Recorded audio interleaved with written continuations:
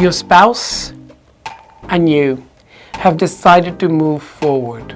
After the affair was uncovered, one spouse was unfaithful, the other spouse has decided to put in the work, and you've decided to put in the work and go forward. How do you do it? Sometimes it's easier to do it on your own, but I highly recommend working on your relationship and the betrayal and lack of trust with a professional. What kind of professional should you choose? A professional that has obviously worked with couples and worked with infidelity. That professional should be able to sort of look at your problems and say, I'm going to deal with shame here, I'm going to deal with guilt, and I'm going to deal with the sense of insecurity of what if this happens again. So one of the ways to deal with this is to trust yourselves before you can trust each other. And this is important. Trusting yourself before you can trust each other is a concept that very few people talk about. How do you start trusting yourself? You have to show trust in yourself in two ways. First, I will be able to find a solution to this, and even if there is no solution, I will accept that solution. But there is no solution to it. And second, I can create my own happiness. You have to trust in yourself.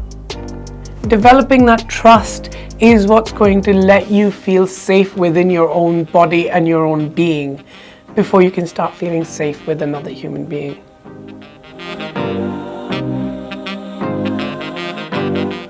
Breaking of the trust from a person who was supposed to be your safe space, your safe haven, is a big thing, and I understand that.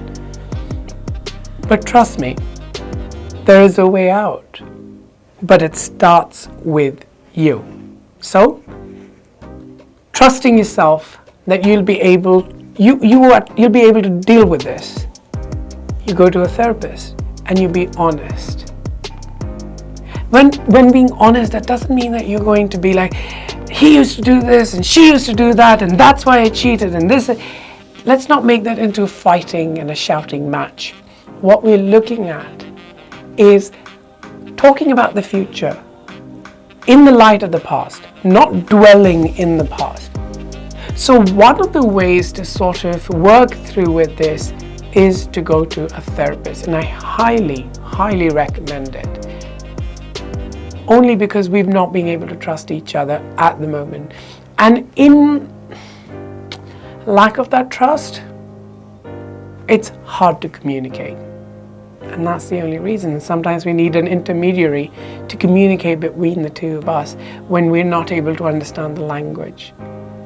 So what that person would do is help you create a shared language again. The language of trust and the language of love. I hope you find it.